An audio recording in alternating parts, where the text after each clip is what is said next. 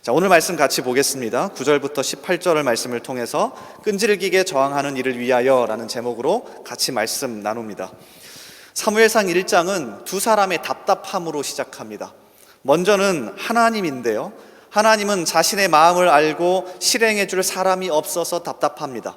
자, 1절과 2절을 한번 성경을 펴셨으면 계속 보겠습니다. 1절이 이렇게 시작하죠.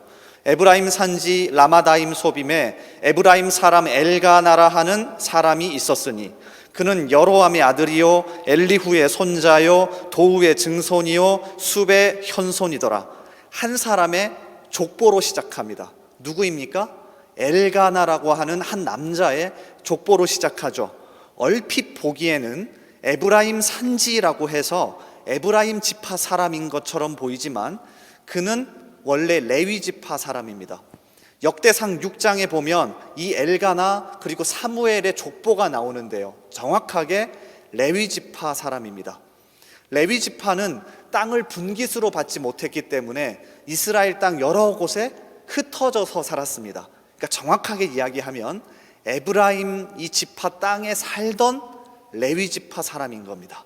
자, 이해가 되시죠? 그러니까 옆에서 제사장을 돕고 성전에서 성막에서 하나님을 도왔던 사람들, 그런 사람들이 바로 레위 지파 사람이고 그 사람 중 하나가 엘가나였던 겁니다. 자, 그런데 이 엘가나에게 2절에 보니 아내가 몇 명이 있습니까? 2명이 있습니다. 그에게 2 아내가 있었으니 한 사람의 이름은 한나요, 한 사람의 이름은 브닌나라. 브닌나에게는 자식이 있고 한나에게는 자식이 없었더라. 그러니까 1절과 2절부터 우리 하나님이 얼마나 마음이 답답할지 보여집니다. 그러니까 가장 하나님 가까이에서 하나님을 섬기는 사람이었던 엘가나가 아내가 2입니다. 쉽게 얘기하면 다음 주에 제가 아내를 2명 데리고 청년부에 나타난 겁니다. 이렇게 생각하시면 돼요. 그러니까 엘가나에게 아내가 2이었다는 건 능력이 많다가 아니라 시대적으로 얼마나 하나님과 멀어졌는지를 알 수 있는 부분인 겁니다. 아마도 첫 번째 부인이었던 한나에게 자녀가 없자 2번째 부인을 둔 것으로 보입니다. 그뿐이 아니라 계속해서 말씀을 읽어가 보시면 당시의 대제사장, 그러니까 제사장 중에 제일 대빵인 엘리라고 하는 사람은 얼마나 영적으로 둔감해졌던지, 자신에게 찾아온 성막에 기도하러 찾아온 사람이 지금 기도를 하는 건지 술에 취해 있는 건지도 분별하지 못했습니다. 그러니까 하나님 입장에서 너무 답답하고 자신의 마음을 알아줄 수 없던 시대가 바로 오늘 사무엘상 1장의 시대예요. 자, 그런데 또 이렇게 답답한 사람이 한 명 더 등장합니다. 누굽니까? 바로 이 엘가나의 아내였던 한나입니다. 한나 역시 얼마나 마음이 답답할까요? 남편은 레위 지파 사람입니다. 그런데 자신에게 자녀가 없다고 첩을 들였습니다. 여기까지도 너무나도 답답한데 자신에게는 자녀가 없는데 그 들여온 첩에게는 자녀가 많았습니다. 성경의 표현을 정확하게 빌리면 우리말 성경으로는 자녀라고 단수로 되어 있지만 성경 원어로 살펴보면 브닌나에게는 자녀가 여럿이 있었습니다. 복수로 되어 있어요. 그러니까 첩에게는 자녀가 많고 자신에게는 자녀가 아무도 없는 아주 답답한 상황이죠. 자, 그래도 남편 엘가나가 자신에게 잘해주니 어느 정도 괜찮은 것처럼 보이긴 합니다. 자, 4절과 5절을 보십시오. 4절과 5절. 엘가나가 제사를 드리는 날에는 제물의 분깃을 그의 아내 브닌나와 그의 모든 자녀에게 주고, 5절에 한나에게는 갑절을 주니 이는 그를 사랑함이라. 남편인 엘가나도 자신이 잘못한 걸 알았기 때문에 한나에게 갑절이나 분깃을 주면서 훨씬 잘해 주었습니다. 그럼에도 여전히 한나는 답답합니다. 하나님이 자신에게 자녀를 주지 않았고 첩으로 들어온 브닌나가 계속해서 괴롭혔기 때문에 답답하고 암울한 것을 지울 수가 없었습니다. 자, 7절을 보세요. 매년 한나가 여호와의 집에 올라갈 때마다 남편이 그같이 하매 브닌나가 그를 격분시킴으로 그가 울고 먹지 아니하니. 그러니까 1장을 여러분이 여러 번 묵상해 보셨으면 2 사람의 답답함 때문에 여러분의 마음도 답답해지셔야 정상입니다. 하나님도 답답하고요, 한나도 답답한 상황이 사무엘상 1장입니다. 마치 우리의 상황 같지 않습니까? 자, 그런데 다행인 건 여기에서 끝이 아닙니다. 한나는 사무엘이라고 하는 아이를 낳았고요, 하나님은 그 사무엘을 통해서 이스라엘의 희망을 이어가십니다. 자, 오늘은 이 부분을 같이 살펴보고자 합니다. 답답한 현실에서 끝나버린 게 아니라 한나가 이 답답하고 암울한 상황을 극복하기 위해서 하는 방식 한 개가 있습니다. 자, 이 부분을 먼저 하나 살펴볼 거고요, 또 더 중요한 건 이 답답함을 극복하기 위해서 한나가 노력하다가 진짜 발견하고 깨닫게 된 진리 한 가지입니다. 이 두 부분에 오늘 집중해 봅시다. 어떻게 극복해냈는지, 그리고 이 답답한 현실을 극복하면서 한나가 무엇을 깨닫게 됐는지. 사실 여기에 우리가 살아갈 진리가 숨어 있기도 합니다. 한나의 이야기는 너무나도 감사하게요, 누구에게나 일어날 수 있는 일입니다. 특별한 일이 아닙니다. 누구에게나 이런 어려움이 닥쳐올 수 있고, 이 어려움을 이겨내기 위해서 하나님께 매달리고요, 또 이 과정에서 이 진리를 깨달으셔야 합니다. 그래서 이 두 가지에 집중해서 말씀을 같이 살펴보고 또 삶에 적용하고 하나님 앞에 더 나아가는 우리가 되기를 주님의 이름으로 소원합니다. 자, 첫 번째는요, 극복하는 과정이에요. 궁금하지 않으십니까? 한나가 도대체 어떻게 돌파구를 마련했을까? 아이가 없고 첩이 들어왔고 남편이 잘해주긴 하지만 여전히 어렵고 답답한 이 현실을 어떻게 극복했을까요? 자, 9절과 10절인데요 한번 다시 띄워주실래요? 오늘 본문 말씀입니다. 이렇게 시작합니다. 그들이 실로에서 먹고 마신 후에 한나가 일어나니 그때의 제사장 엘리는 여호와의 전 문설주 곁 의자에 앉아 있었더라. 한나가 마음이 괴로워서 여호와께 기도하고 통곡하며. 목사님이 이것도 뻔한 얘기하는 거 아닙니까? 기도하자는 이야기하는 것 아닙니까? 맞아요. 그런데 조금 한번 더 자세히 한번 살펴보겠습니다. 9절 보세요. 9절 띄워주셔야 돼요. 앞으로 넘어가서. 네. 그들이 실로에서 먹고 마신 후에, 당시에 성막이 실로에 있었기 때문에 아마 정기적으로 한나의 가족은 예배를 드리러 간 것 같습니다. 그래서 모두가 예배를 드리고 먹고 마셨다는 건 5가지의 제사 중에서 화목제를 드린 겁니다. 여러분 기억나시죠? 화목제를 드린 다음에 함께 먹고 마시고 웃으며 떠들고 있을 때 한나는 익숙한 절망을 선택하지 않고 오히려 더 하나님께 더 깊이 나아가서 끈질기고 간절하게 기도했다는 겁니다. 자, 이 부분을 같이 나누고 싶었던 겁니다. 이 부분을. 쉬워 보이고 너무나도 뻔한 대답같이 보이지만 한나가 이 답답한 현실과 답답하고 암울한 어려움을 극복한 계기는 뭐였냐면 더 끈질기게 더 간절하게 하나님께 부르짖고 매달리는 거였습니다. 아니, 목사님 이거 당연한 것 아닙니까? 당연하죠. 당연하지만 여러분이 안 하는 겁니다. 잘 들으셔야 합니다. 당연하지만 여러분이 안 하는 겁니다. 저희 집의 아이는 4살입니다. 이제 말을 꽤나 잘해요. 그래서 깜짝깜짝 놀랄 때가 많습니다. 아니, 이런 말도 할 줄 알아? 그런데 말을 잘하게 되면서 아이에게 변화 하나가 생겼는데요, 소리를 지르며 아빠에게 부르짖기 시작합니다. 그것도 아주 간절하고요, 얼마나 끈질긴지 모릅니다. 이해가 되십니까? 그러면 저는 안 해줄 수가 없습니다. 1번 듣고 2번 듣고 3번 듣고 안 해줄 수가 없습니다. 자, 지금 이런 이야기 하자는 게 아닙니다. 간절하고 끈질기게 얘기하면 어쩔 수 없이 하나님이 해주신다, 자, 이런 이야기 하자는 게 아닙니다. 저는 그 과정이 너무 좋습니다. 아빠로서 딸이 저에게 부르짖고 간절하게 매달리고 소리치고 나에게 말하는 게 너무 좋습니다. 그래서 내 자녀가 나에게 부르짖고 간절하게 매달릴 때 저는 제 딸과 연결되어 있고 인격적으로 교제한다는 생각이 듭니다. 지금도 아내에게 연락이 왔어요. 아빠 보려고. 저희 집에서 교회까지 2.5km거든요 자전거를 타고 오겠대요. 지금 엄마에게 한 수십 번 간절하게 끈질기게 매달린답니다. 그래서 마지막 카톡을 받긴 했는데 지금 오고 있는 것 같아요. 무슨 이야기인 줄 아십니까? 그런데 우리가 가장 안 하는 겁니다. 우리가 하나님께 가장 안 하는 겁니다. 간절하고 끈질기게 매달리지 않고요, 오히려 그냥 익숙한 절망을 선택해버립니다. 어차피 안 되는 거니까, 하나님께 한번 얘기했는데 안 되네, 끝내버립니다. 다니엘 튜더라고 하는 기자 아십니까? 영국 출신으로 우리나라에 10년이 넘게 특파원으로 근무를 했습니다. 그러니까 영국 사람이지만 우리나라에 대해서 꽤나 잘 아는 사람이에요. 그래서 이분이 익숙한 절망, 불편한 희망이라는 책을 썼는데 이게 대한민국을 그대로 보여준다고 생각했대요. 익숙한 절망, 불편한 희망. 거기서 이렇게 이야기합니다. 띄워주실래요? 잘생겼죠? 이렇게 생겼어요. 절망도 익숙해지면 몸의 일부가 된다. 기다려도 오지 않는 희망은 불편하다. 희망 고문을 당하느니 차라리 편안한 절망을 택하는 편이 나을지도 모른다. 이게 우리의 현실이죠. 차라리 편안한 절망을 택하는 편이 나을지도 모른다.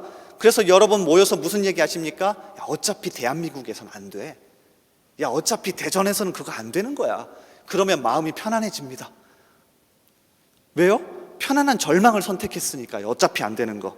그래서 다니엘 튜더라고 하는 기자가 10년 넘게 우리나라에 있으면서 본 진리래요. 이게 핵심이래요. 하지만 더 이분이 말하고 싶었던 건 두 번째 문단입니다. 그러나 기다려도 오지 않는 희망이라면 기다리기만 하지 말고 우리가 직접 오게 할 수 있지 않을까요? 영국 사람이 우리나라 사람에게 던지는 간절한 메시지였습니다. 그런데 오늘 말씀과도 너무나도 비슷합니다. 한나는 편안한 절망을 선택한 게 아니라 더 자신의 문제를 해결하기 위해 하나님 앞에 나아가 간절하게 매달리고 끈질기게 매달렸던 겁니다. 한나가요, 얼마나 편안한 절망을 선택하기 좋은지 모릅니다. 첩이 있어도 남편이 자신에게 훨씬 잘해줍니다. 그러면 그냥 그거 보고 어차피 안 되나 보다 그냥 살 수도 있습니다. 그런데 끈질기게 하나님께 매달립니다. 12절부터 13절을 보면 얼마나 끈질기게 기도하고 매달렸던지 당시 대제사장이었던 엘리가 술 취해서 기도한 줄 알았답니다. 그가 여호와 앞에 오래 기도하는 동안에 엘리가 그의 입을 주목한즉 한나가 속으로 말하며 입술만 움직이고 음성은 들리지 아니하므로 엘리는 그가 취한 줄로 생각한지라. 소리를 내지 않고 기도했는데 취한 줄 알았다면 소리 내지 않고도 얼마나 간절하게 기도한 걸까요? 그러니까 우리에게 사라져버린 모습입니다. 제가 어제 목자 모임을 하면서 우리 목자들에게 조금 잔소리를 했습니다. 1년 동안 내가 참아왔다. 1시 반에 저희가 준비 기도회를 하거든요. 근데 어느새인가 제가 뭐 데시벨을 측정할 수는 없는데 매주 조금씩 소리가 줄어드는 거예요. 매주 간절하게 기도하는 게 줄어든다는 느낌이 드는 겁니다. 그래서 어제 조금 얘기를 했어요. 그리고 아까 전에 같이 기도했는데 여전히 똑같더라고요. 그러니까 우리는요, 간절하게 매달리고 끈질기게 매달리는 그 야성을 완전히 잃어버렸어요. 완전히 잃어버렸습니다. 여러분 하나님 앞에 간절하게 매달려 기도해 본 적이 있으십니까? 하나님께 끈질기게 매달려 본 적이 있으십니까? 아브라함 약속을 기다리지 못했다고 욕하시나요? 10년, 15년을 간절하게 기도한 사람이었습니다. 우리는 어떻습니까? 이 부분을 정말로 여러분과 같이 나누고 싶었습니다. 하나님께 간절히 부르짖고 하나님과 연결되고 하나님께 매달리고 하나님과 인격적으로 교제하고 이런 야성, 이거 정말로 회복할 수 있길 바랍니다. 여러분에게 문제가 있고 어려움이 있으십니까? 정말 답답하십니까? 그러면 하나님께 끈질기게 부르짖고 매달려 봅시다. 정말로 하나님 앞에 바짓가랑이 붙잡고 하나님 제 소리 좀 들어보십시오. 저에게 말씀해 주십시오 라고 한번 매달려 보자고요. 이거 사라져 버렸습니다. 이거 회복하셔야 합니다. 진짜 회복하셔야 합니다. 저는 어렸을 때 어머니와 같이 신앙생활 하면서 구역 모임 기억나십니까? 집에서 구역 모임을 많이 했는데 항상 그 집에 돌아가면서 구역 모임을 하며 그 음식을 먼저 나누었던 것 같아요. 음식 먹고 같이 예배드리고, 그러면 집에 있으면 아이들은 도망가지 못합니다. 이리 와 이리 와. 그래서 그 구역 모임 예배에 같이 모여서 예배도 하고 말씀도 나누는데 아직까지 한 가지 기억나는 게 있어요. 뭐냐면 꼭 예배 모임이 끝나면 기도 제목을 같이 나누고 집이 떠나갈 듯이 같이 간절하게 부르짖고 기도했습니다. 다른 건 다 기억나지 않는데 그거 하나만큼은 기억이 나요. 잃어버렸구나, 우리가. 잃어버렸구나. 진짜 간절하게 하나님께 부르짖고 매달리는 이 자세와 태도를 잃어버렸구나. 통곡하며 기도하는 태도를 잃어버렸구나. 눈물 흘리며 하나님께 매달리는 태도를 잃어버렸구나. 너무 마음이 안타깝더라고요. 여러분 어떠십니까? 예레미야 33장에 보면 한나와 비슷한 처지에 있는 한 사람이 등장하는데요, 예레미야입니다. 예레미야 33장 1절이 이렇게 시작합니다. 예레미야가 아직 시위대 뜰에 갇혀 있을 때에 여호와의 말씀이 그에게 두 번째로 임하니라. 이르시되, 당시 유다의 마지막 왕이었던 시드기야 때인데요, 예언을 잘못했다는 것 때문에 왕에게 붙잡혀 있는 상황입니다. 밖으로는 바벨론이 쳐들어와서 곧 있으면 예루살렘이 무너지게 생겼습니다. 그러니까 예레미야가 어떤 상황이냐면, 밖으로는 바벨론이 쳐들어오고 자신은 감옥에 갇혀서 아무것도 할 수 없는 상황이었습니다. 한나보다도 더 답답하죠. 그때 하나님이 두 번째로 말씀이 임해서, 띄워주실래요? 이렇게 이야기하십니다. 아마 많이 들어보셨을 겁니다. 너는 내게 부르짖으라. 내가 내게 응답하겠고 내가 알지 못하는 크고 은밀한 일을 내게 보이리라.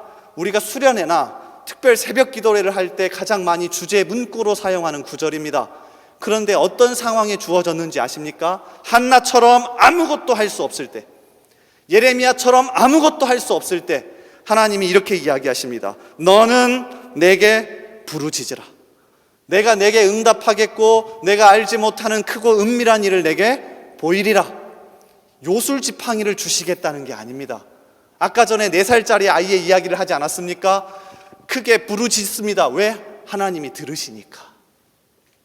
듣지 않는 사람에게는 부르짖지도 않습니다. 듣기 때문에 우리는 간절하게 부르짖고 간절하고 끈질기게 하나님께 매달리는 겁니다. 여러분이 이런 경험이 많아지셨으면 좋겠습니다. 여러분에게 이러한 경험이 많아지셨으면 좋겠습니다. 왜 우리가 예배 끝나고 마지막 말씀을 마치고 찬양을 부르고 왜 소리질러 기도하는 줄 아십니까? 저는 사실 목이 일부러 쉴 정도로 크게 소리질러 기도합니다. 여러분에게 알려주고 싶은 겁니다. 이게 신앙의 핵심이다. 말씀을 가지고 하나님께 끈질기게 부르짖고 나아가고 하나님이 응답하시고 그 삶 속에서 경험하는 것, 이게 진짜 신앙의 핵심이다. 사사기 15장에 나오는 삼손의 이야기도 우리에게 이걸 보여주는 게 확실합니다. 삼손은 성경에 나와 있는 사람 중에 물리적인 힘이 가장 센 사람입니다.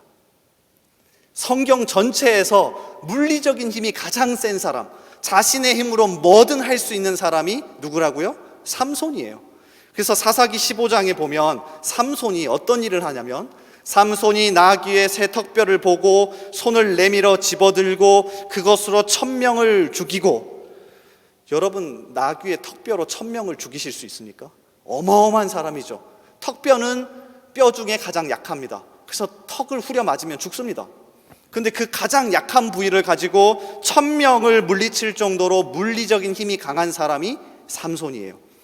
이르되 나귀의 턱뼈로 한 더미, 두 더미를 쌓았으며 나귀의 턱뼈로 내가 1000명을 죽였도다 하니라. 자, 그런데 그 다음 이어지는 이야기를 보면 가장 강한 힘을 가진 사람도요, 하나님께 부르짖지 않으면 살 수 없는 존재라는 것을 그대로 보여줍니다. 1000명을 물리친 다음에 엄청난 갈증이 찾아왔습니다. 그런데 그 갈증은 자신이 가진 힘으로도 어떻게 할 수가 없어서 죽어갑니다. 그때 삼손이 어떻게 하는 줄 아십니까? 사사기 15장 18절 우리 한번 같이 읽어볼게요. 자, 우리의 심정으로 한번 같이 읽으면 좋겠습니다. 18절, 자, 시작.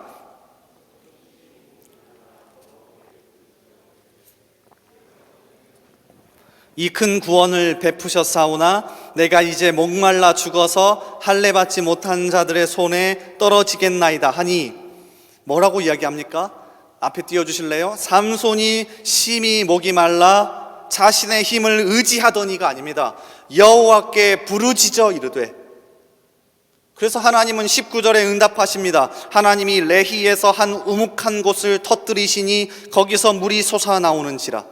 삼손의 이야기를 읽다 보면 사사기 15장의 이야기는 왜 여기서 등장하는지 알 수 없을 정도의 흐름입니다. 넣지 않아도 되는 부분입니다.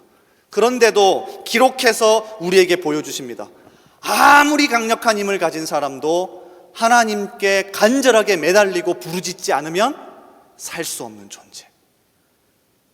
이걸 깨달으셔야 합니다. 하나님은 그래서 우리가 부르짖기를 원하십니다. 내가 아니면 살 수 없는 존재다. 나에게 의지해서, 나에 의해서 생명이 주어지는 존재다. 이걸 깨닫게 하기 위해서 하나님은 우리에게 끊임없이 부르짖게 하시고 매달리게 하시고 간절하게 나아오기를 원하십니다. 여러분이 청년의 때에 이걸 정말로 뼈저리게 경험하셔야 합니다.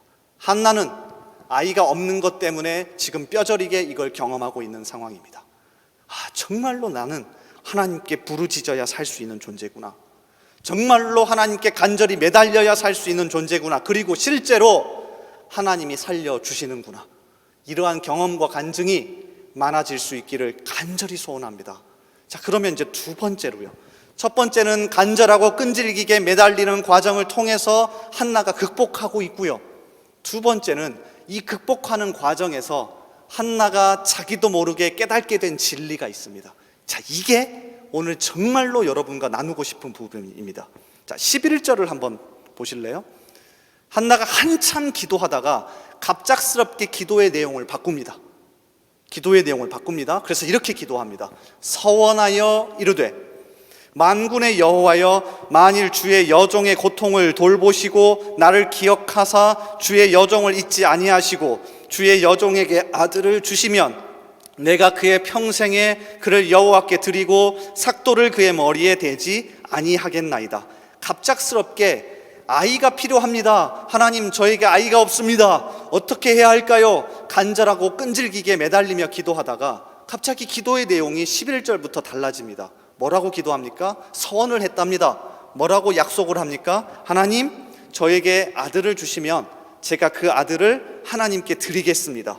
근데 이 드리겠다는 내용을 잘 보면 그의 평생에 그를 여호와께 드리고 삭도를 그의 머리에 대지 않겠다. 자, 이거는 나실인 제도를 이야기합니다. 나실인 제도. 그러니까 한나가 갑자기 기도의 제목을 바꿔서 나실인 제도를 붙잡고 기도하기 시작하는 겁니다. 잘 들으십시오.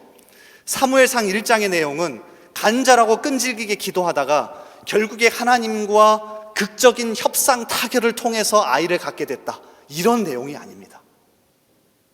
하나님께 조건을 내걸고 이 조건을 내건 것 때문에 하나님이 들으시고 우리에게 응답하셨다. 여러분 그런 거 많이 들어보셨을 겁니다. 기도가 부족해. 요만큼 채우면 하나님이 응답해 주실 거야. 목적 헌금 한번 해볼래? 요만큼 채우면 하나님이 응답해 주실 거야. 자, 그런 내용이 아닙니다.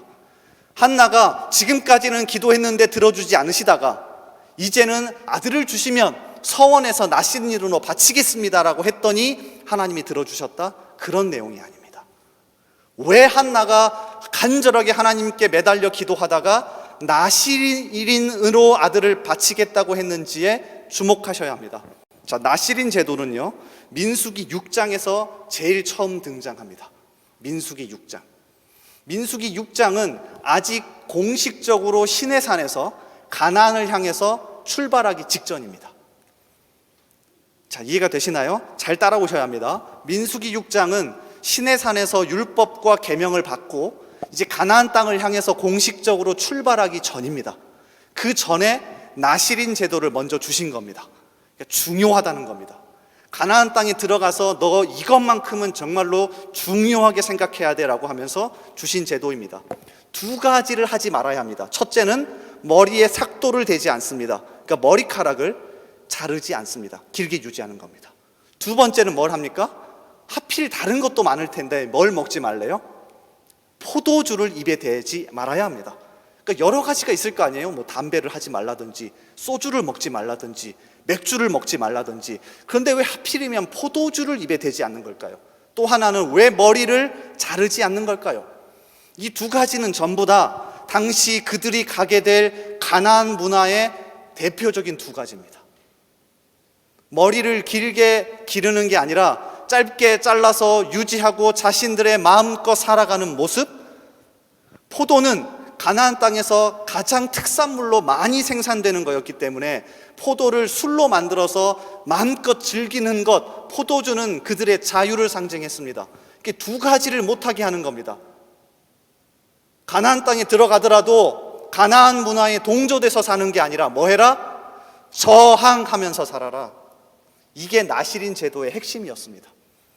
너가 가나안 땅에 들어가면 광야에서 40년 동안 살 동안에는 싫든 좋든 하나님을 의지하며 살았는데 가나안 땅에 들어가면 이제 누가 필요 없어요? 하나님이 필요 없어질 겁니다.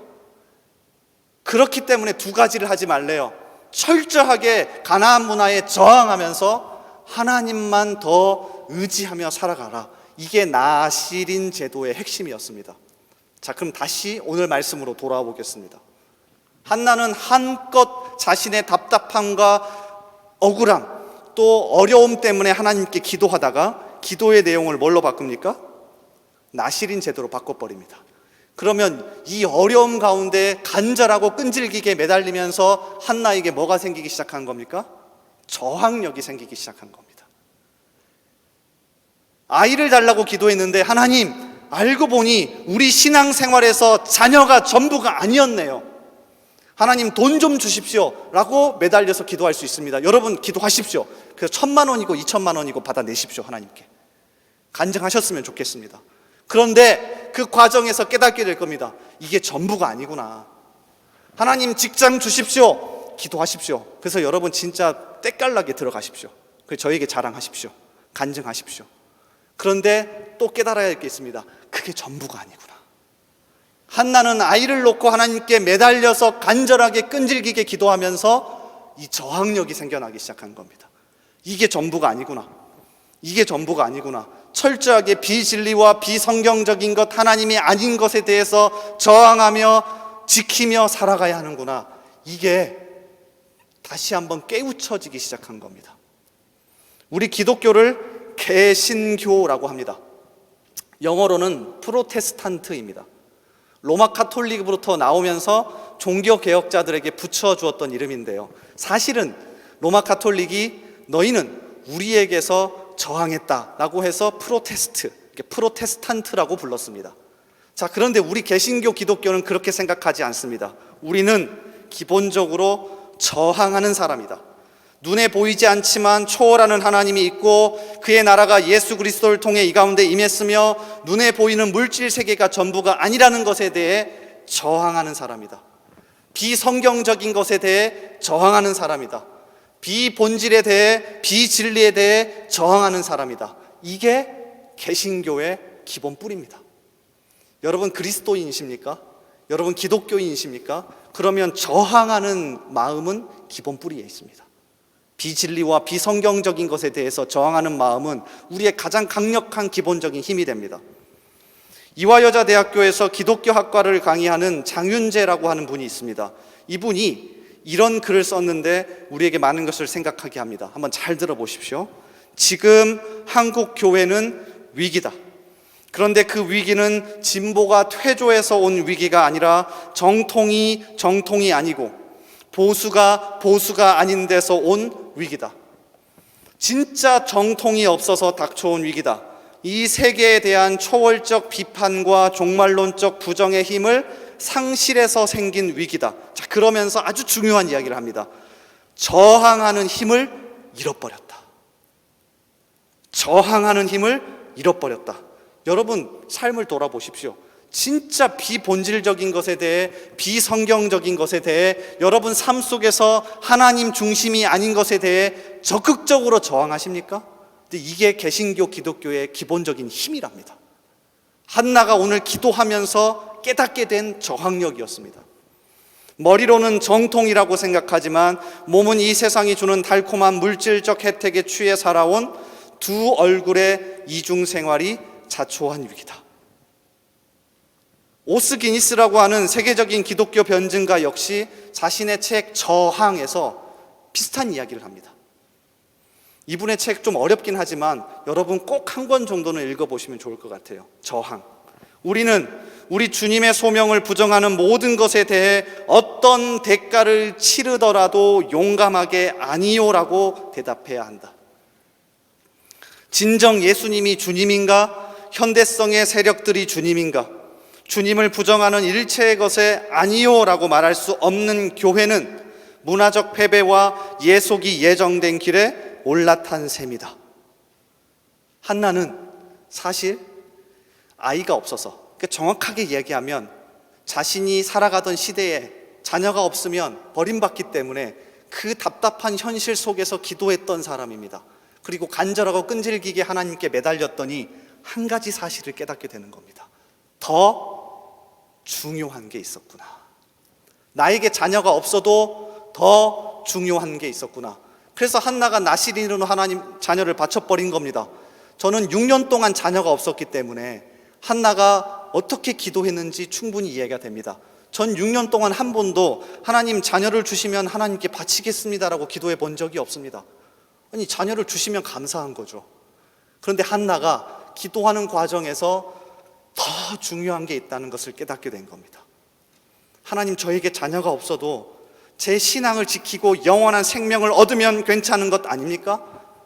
제 남편이 레위 지파 사람인데 하나님을 저버리고 저렇게 살아가는데요, 이거 다시 돌이킬 수 있으면 더 좋은 것 아닙니까?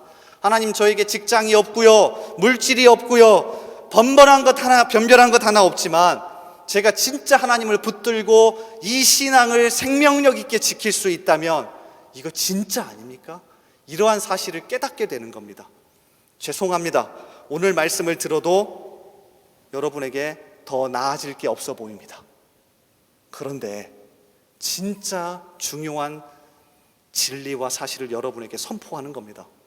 한나는 간절하고 끈질기게 매달리며 더 중요한 게 있다는 사실을, 저항하는 힘이 필요하다는 사실을 깨닫게 됩니다. 저는 우리 청년들에게 이 저항력이 강해지길 원합니다. 그래서 여러분이 저에게 기도 요청을 하기를 원합니다. 목사님, 직장에서 힘든 일이 있는데요, 저 그대로 동조하거나 세속화에 빠져들거나 자기 합리화에 빠지지 않고요, 조금 힘들어도요 기도해서 돌파해 볼래요, 기도하면서 신앙을 지켜볼래요 라고 요청했으면 좋겠습니다. 그 저항력이 저와 여러분에게 펄펄 살아나기를 원합니다. 영화 이야기 하나를 하고 설교를 마칠까 합니다. 참 인상 깊어서 제가 3번을 본 영화인데요, 베테랑이라는 영화입니다. 황정민과 그리고 유아인이 주연을 했죠. 얼마나 연기를 잘했는지 여러분이 잘 아는 어이가 없네, 유아인이 했던 대사입니다. 그런데 이 영화에서 황정민이 경찰의 역할을 하는데요, 유아인은 기업의 아들로 나옵니다. 그래서 이 기업, 돈 많은 사람들의 횡포를 막기 위한 경찰의 열혈 수사를 다루고 있는데, 이 황정민이 중간에 돈을 받고 뒤를 봐주는 형사의 손목을 꺾으면서 이런 대사를 합니다. 근데 이게 진짜 우리의 모습이 되어야 하지 않을까 싶습니다. 이렇게 얘기해요. 우리가 돈이 없지 가오가 없어? 수갑 차고 다니면서 가오 떨어질 짓 하지 말자. 저는 목사이기 때문에 말씀드렸잖아요. 목사 병에 걸려서 이 부분을 몇 번을 돌려봤는지 몰라요. 야, 이거 진짜 우리 얘기다. 여러분, 돈 없잖아요. 우리가 돈이 없지, 그렇지 않나요? 가오가 없어? 가오는 일본 말이긴 합니다. 좋지 않은 말이긴 한데, 수갑 차고 다니면서 가오 떨어질 짓 하지 말자. 이게 진짜 신앙인인 우리가 보여야 할 태도 아닙니까? 우리가 돈이 없지 믿음이 없습니까? 둘 다 없네요. 그런데 부창부수라고 진경이라는 배우가 이 황정민의 아내로 나옵니다. 남편이 통하지 않자 기업에서 이 아내에게 뒷돈을 주면서 매수하려고 해요. 그런데 넘어가지 않죠. 그러면서 곧장 그 길로 남편이 일하는 경찰서에 찾아가서 대판 멋진 대사 하나를 날리고 돌아섭니다. 바로 이거예요. 우리 쪽팔리게 살지는 말자. 너 내가 정말로 쪽팔렸던 게 뭔지 아니? 내 앞에 명품 가방하고 돈다발로 올려줬을 때 나 흔들리더라. 나도 사람이고 여자야. 이렇게 얘기하고서는 경찰서에서 나와버립니다.